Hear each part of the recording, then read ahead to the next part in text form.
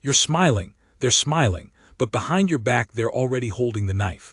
According to Carl Jung, the most dangerous people are not the loud, toxic ones, but those who truly believe you're the problem, because they can't see their own shadow. And the worst part, they don't even know they're doing it. Why some people twist reality without even trying, and how your mind becomes their battlefield.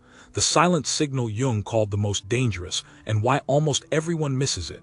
And how to protect yourself without confrontation, drama, or even a single word. But here's the question only the end will answer. How do you spot someone who truly believes their lies and will destroy you with a smile? Jung warned when you miss this signal. You're not in a conversation. You're in someone else's war. Picture your best friend offering a hug while gripping cold steel. That's exactly what happened to Marcus, a junior designer at a small tech startup. He and Laura, the senior on his team, were inseparable at work.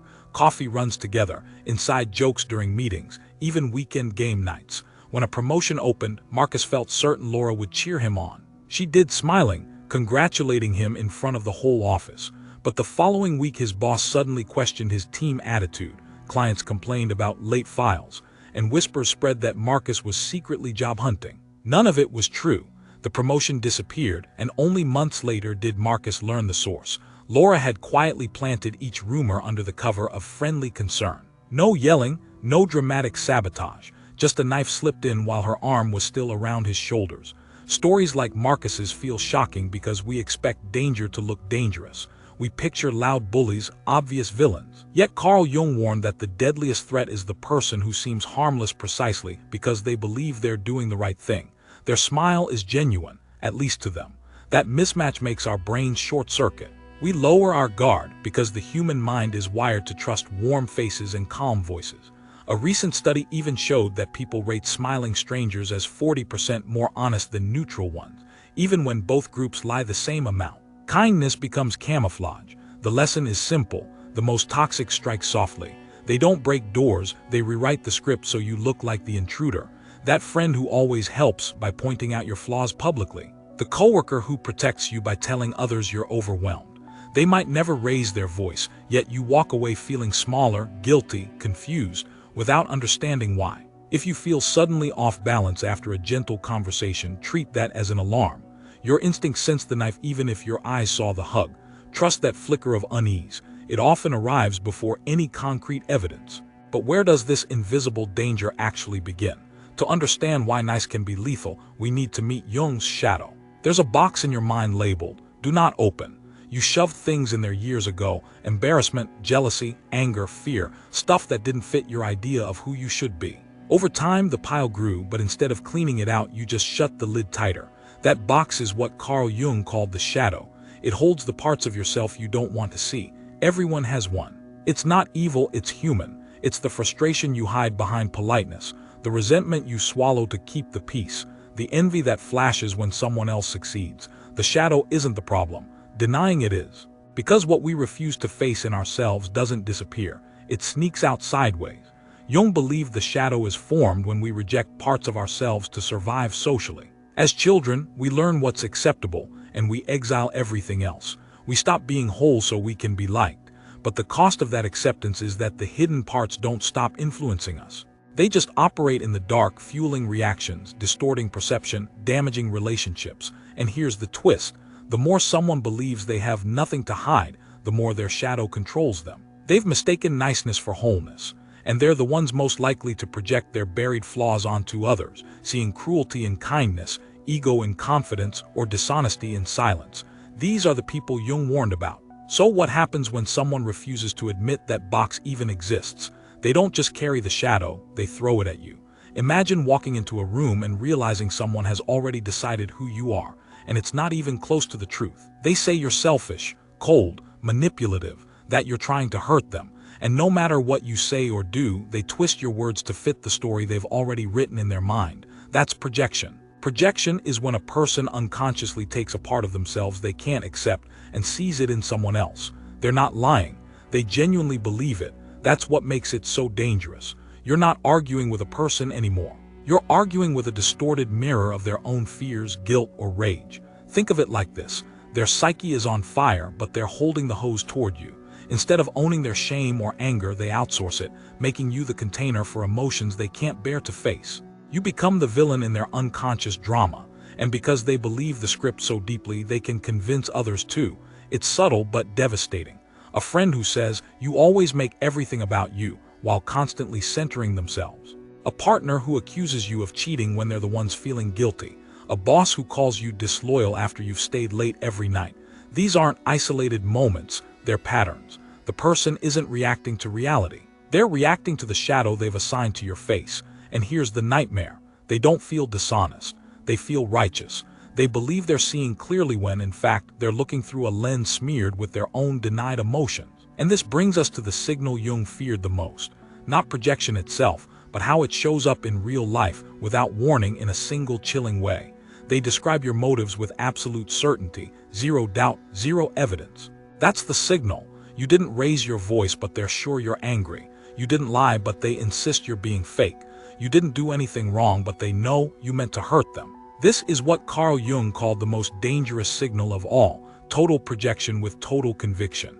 It's not the emotion that's dangerous, it's the certainty. That quiet, locked-in confidence that they've seen into your soul and found something rotten. There's no discussion, no openness, just judgment that feels permanent. It's terrifying because it disarms you. You second-guess yourself. Did I say something wrong?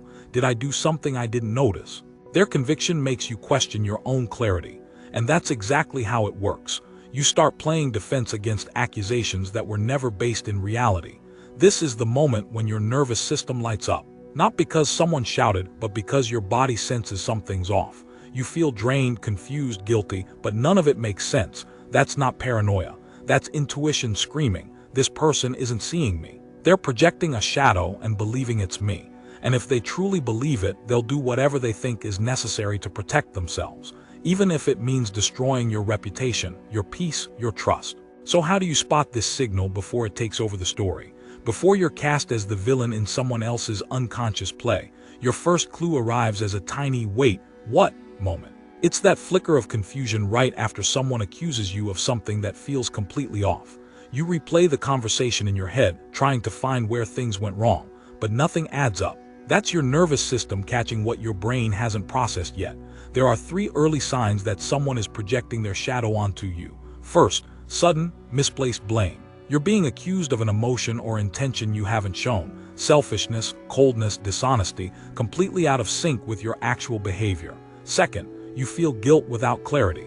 You're apologizing, not because you believe you did something wrong, but because you just want the tension to end.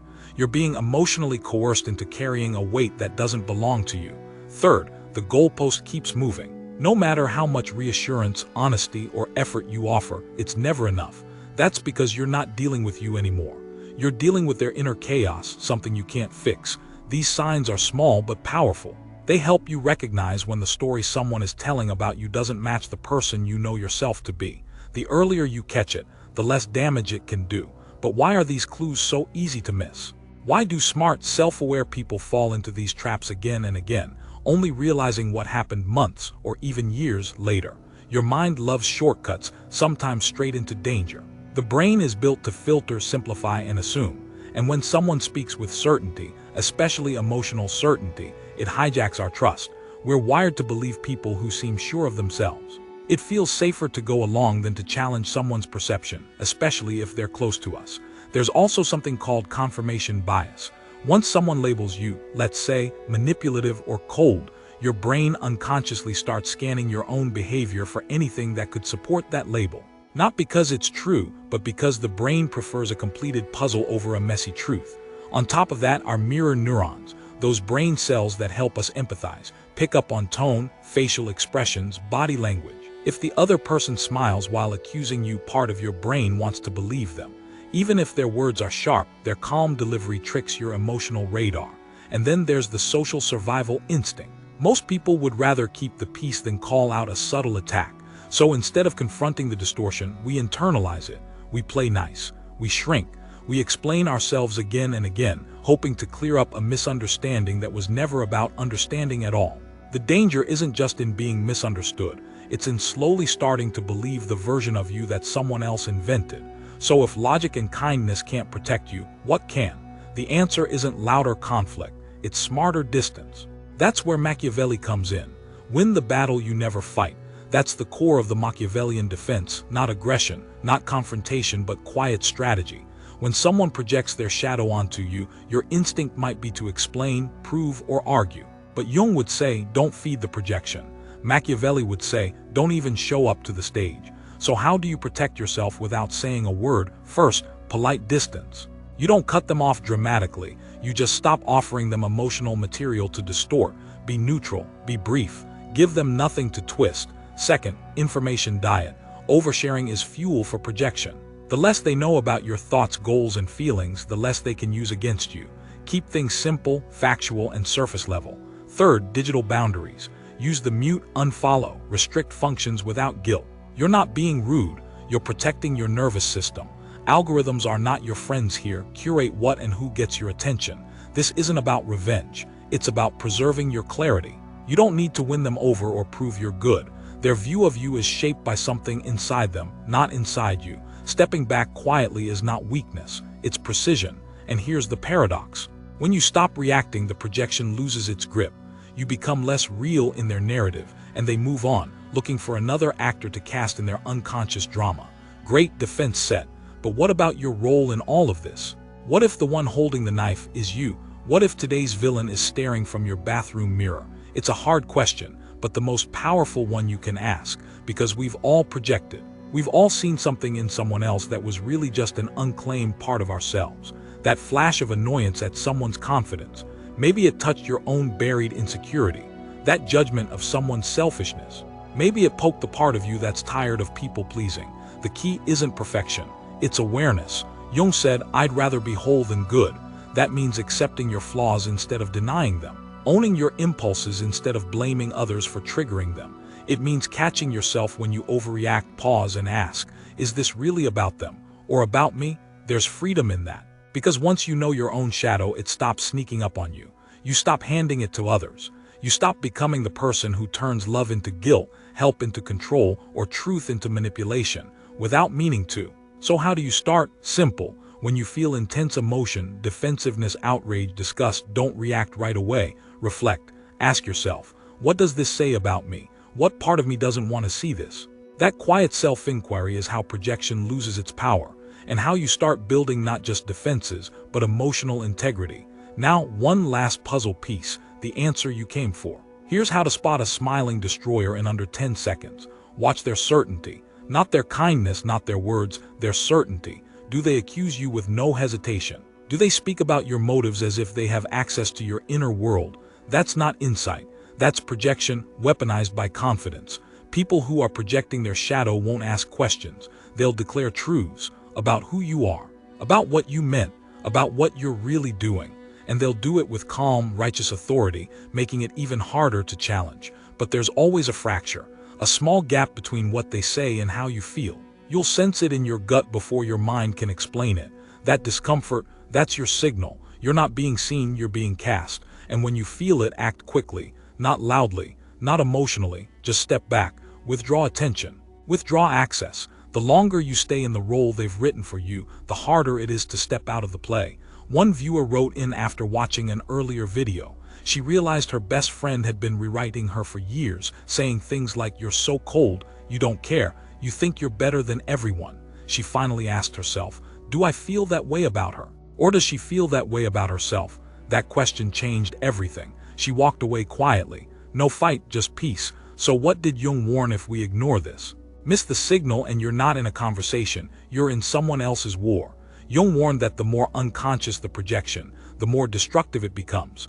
People don't just hurt others, they feel justified doing it. And when someone believes their pain is your fault, they'll make you pay for what they refuse to feel. You might lose years to confusion.